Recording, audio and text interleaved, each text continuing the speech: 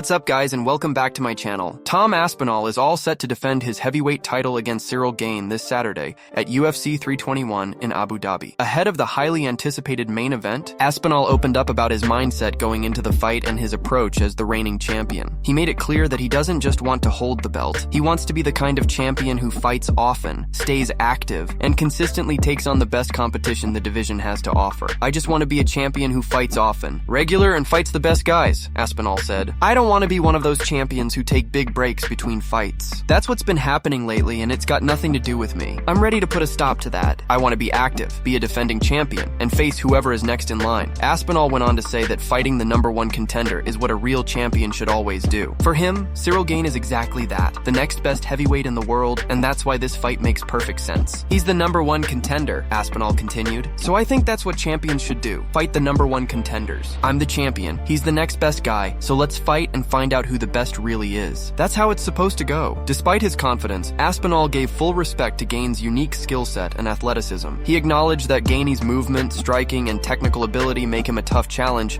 but he's equally confident in his own strengths. Cyryl's a really good opponent, he said. He's unique with his style. I've never fought anyone like him before, but at the same time, he's never fought anybody like me either. So let's get in there and see what happens. With both fighters known for their speed and technical ability, fans are expecting an explosive matchup in Abu Dhabi. Aspinall's goal is clear, to prove that he's not just the best heavyweight right now, but also the kind of champion who defines an era through action and consistency. And before we continue, make sure to leave a like on the video and subscribe to help support the channel. Moving on to another news, Belal Muhammad has made it clear that he believes Garry is scared to face him in a 5-round fight. The two are scheduled to meet at a UFC event on November 22nd, but according to Belal, the Irish fighter refused to make the bout a 5-rounder. Speaking on the No Script podcast, Belal didn't hold back as he called Garry a coward and accused him of avoiding a longer, more grueling contest. Belal explained that when the fight was being discussed, his preference was for it to be 5 rounds, given that he's always ready to go the distance and push the pace. However, he claims that Garry and his team only agreed to a 3-round bout, something that Belal sees as a sign of weakness. This should be a 5-round fight, Belal said. The coward, as I said, coward Ian, he's afraid to go 5 rounds. He saw what happened to him in his last fight with Protest. He knows 5 rounds with me is going to be a different story. Why does he get to make that decision and not me? Because he's not willing to take the fight. Belal went on to say that he had to make a tough choice, either sit on the sidelines and wait for another opportunity, or accept the 3-round deal and prove his point inside the cage. For myself, it was simple, Belal continued. Either you sit and wait or you take what's in front of you. There's nobody else right now, so I'm taking this fight and I'm going to make him regret it. My mindset is to break him, to finish him. I'm going to start faster, push the pace early, and he's going to fold. That's it. There's nothing else. Belal also mocked Garry's claims of wanting to be a future champion, saying that someone who's afraid of a 5-round fight has no right to talk about chasing the belt. For him to say he wants to be a champion,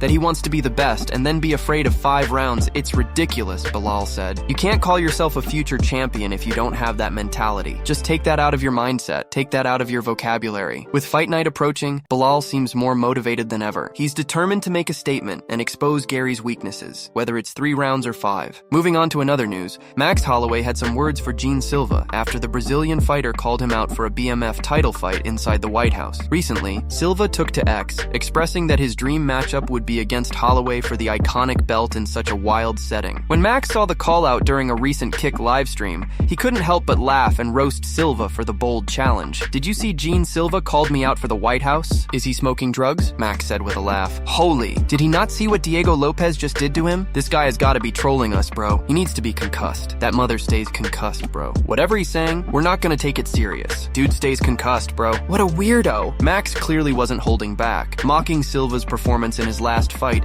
and making it clear that a matchup between them isn't even on his radar. His tone was filled with disbelief and humor, as if he couldn't understand how Silva thought he was in a position to call him out, especially after getting dominated by Diego Lopez. The moment quickly went viral among fans, with many laughing at Holloway's sharp wit and classic chill energy. While Silva's ambition to fight for the BMF title got people talking, Holloway's response reminded everyone why he's one of the most charismatic and confident fighters in the sport. His ability to roast without taking things too seriously once again showcased that trademark blessed personality fans love to see. Moving on to another news, Coach coach Javier Mendez has shared his thoughts on why Mavsar Evloev hasn't received a UFC title shot yet, despite being one of the most consistent and undefeated fighters in the featherweight division. With an impressive 9-0 record inside the octagon, Mavsar has cemented his place among the top contenders, yet he continues to be overlooked when it comes to title opportunities. Speaking on the No Time podcast, Mendez expressed his full support for the Russian fighter and explained what he believes is really happening behind the scenes. According to Mendez, the issue isn't about skill or record, it's about marketability. He said that Mavsar absolutely deserves a title shot but isn't being pushed by the promotion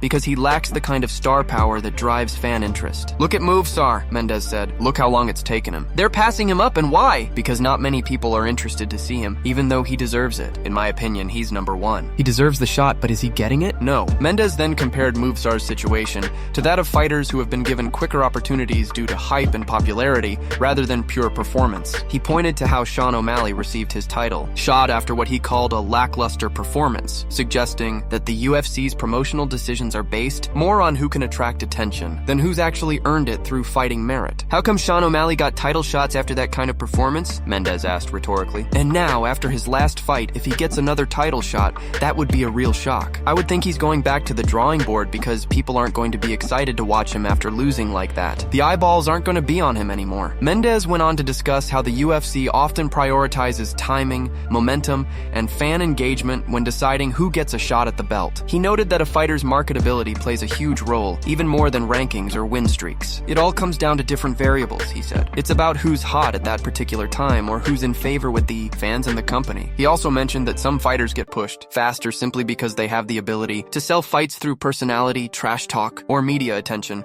qualities that Mavsar doesn't focus on. Instead, Mavsar has let his performances speak for themselves, dominating opponents with wrestling, control, and precision, but without the flashy knockouts or outspoken persona that often catch the UFC's promotional eye. For Mendez, it's a frustrating reality because he believes Mavsar has done everything right inside the cage. He's undefeated, well-rounded, and proven, yet still waiting for his moment. He deserves that shot more than anyone, Mendez concluded. But until the fans start demanding it or he gets that big push, he's going to keep being overlooked. It's not about ability, it's about popularity. Moving on to another news, RDR's head coach Harun Oskan has finally explained why he decided to stop the fight between RDR and Brendan Allen during the main event of UFC Vancouver. It was a tough night for the Dutch fighter, who started strong but faded badly as the fight went on. By the end of the fourth round, RDR was completely exhausted, struggling to even make it back to his corner. That's when Oskan made the difficult decision to call off the fight, prioritizing his fighter's health over everything else. In a heartfelt post shared on Instagram, Oskan addressed fans, teammates, and supporters who had been wondering about the stoppage. He began by thanking everyone for the incredible support they've shown throughout the year, acknowledging that it's been a hectic and emotional journey for the entire team. "Friends, fans, and supporters, I normally don't share personal things here," he wrote, "but I feel I owe everyone a little explanation. First of all, thank you for the amazing support we've been receiving. It's been a crazy and busy year so far. Last night didn't go as we intended. After a very strong start in the first round, things quickly started to fade, and we couldn't recover from the shots in and after the second round." Oskan went on to explain that after seeing enough warning signs, he decided to stop the fight at the end of the fourth round. "I made the call to stop the fight after the fourth round," he said. "I take full responsibility for that decision, and for me, it was the right call at that moment. It's not a decision I ever wanted to make, but sometimes you just have to. My job is to coach, but also to protect my fighter. I've been with RDR for basically his whole career, and I saw too many signs that told me it was time to step in. If I didn't, he would have kept fighting. Rather than risk unnecessary damage, I decided to call it a day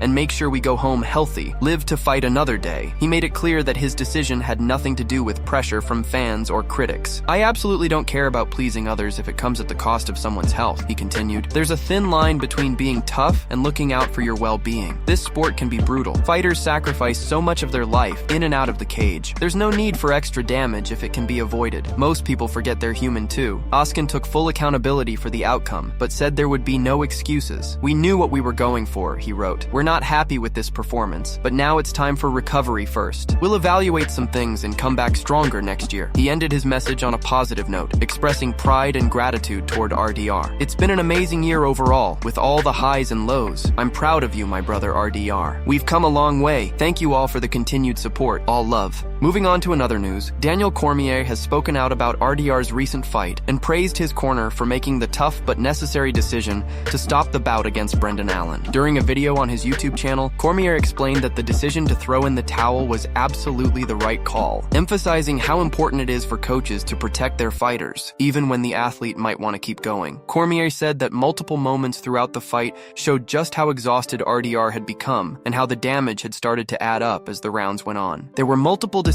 that compounded and put him so far behind the 8 ball that his corner had to stop the fight, Cormier said. He was barely able to get up after rounds 2, 3, and 4. There was no way he was going to survive another 5 minutes. Cormier praised RDR's team for recognizing the signs early and stepping in before things could get worse. His corner did him a solid, he said. They did him a favor by saying, "Hey, we'll give you the opportunity to live another day and fight another day." That's what a real team does. They put the fighter's health before everything else. He went on to mention that many times, fans and analysts criticize corners for not throwing in the towel soon enough, but in this case, RDR's coaches did exactly what they were supposed to do. "We're often hard on coaches for not being willing to stop the fight," Cormier added, but RDR's coaches threw in the towel tonight. They gave that guy a real chance to fight again someday. Cormier's comments highlighted the professionalism and compassion of RDR's corner, showing that sometimes protecting your fighter means knowing when enough is enough. Moving on to another news, Javier Mendez, the legendary coach of American Kickboxing Academy, recently revealed what he believes to be Ilia's biggest weakness inside the octagon. During a recent sit-down interview, with no time, Mendez shared his thoughts on Ilia's impressive skill set and the areas where he still has room to improve. Mendez began by giving Ilia massive credit for his striking ability, especially his boxing. "I would say with him, stay out of boxing range. 1,000,000% stay out of boxing range," Mendez said. "He's got the best boxing in the business when it comes to MMA. His hands are fast, sharp, and extremely accurate. He's so confident in his boxing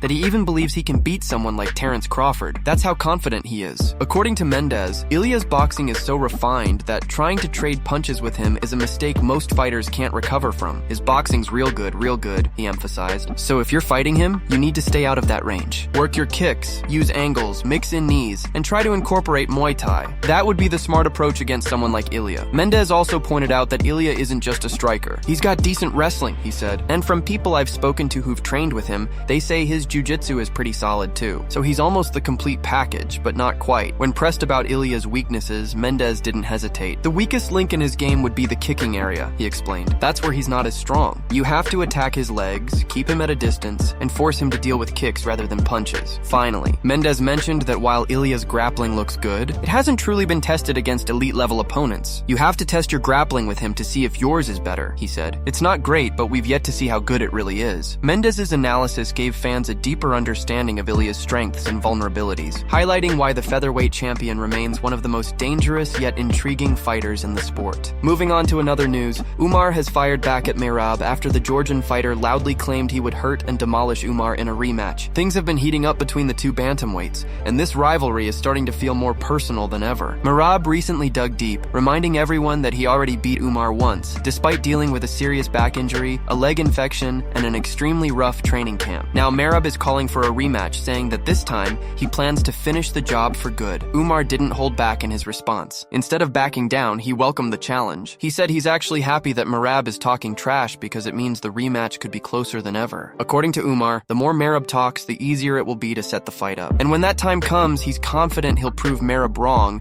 and show everyone who the better fighter truly is. Right now, Umar is booked to fight Mario Batista at UFC 321, and he's made it crystal clear that his ultimate goal isn't just about chasing the bantamweight title. For him, revenge on Merab means more than the belt itself. Umar said this fight is personal, and payback is what drives him every single day in training. He's ready to do whatever it takes to earn that rematch and settle the score once and for all. Meanwhile, Merab is coming off a dominant win over Corey Sandhagen and is already lined up to face Peter Yan in December. The Georgian machine is on a mission of his own, looking to extend his incredible winning streak and cement his place as one of the greatest bantamweights in UFC history. If he beats Yan, it will mark his 4th major win in a row, putting him ahead of every previous bantamweight champion in terms of consistency and dominance. When Umar was asked about Merab's recent comments, he smiled and said he liked the energy. "When I saw this, I thought, nice," Umar said. "You have to be in this kind of mood because I hope you're going to take this fight again. Don't run away or go somewhere else. You had the chance to hurt me before, but it didn't happen. Why would it be different now?" he continued, saying he respects Merab's confidence, but warned that things will be very different in the rematch. "We'll see," Umar added. "I like his mood,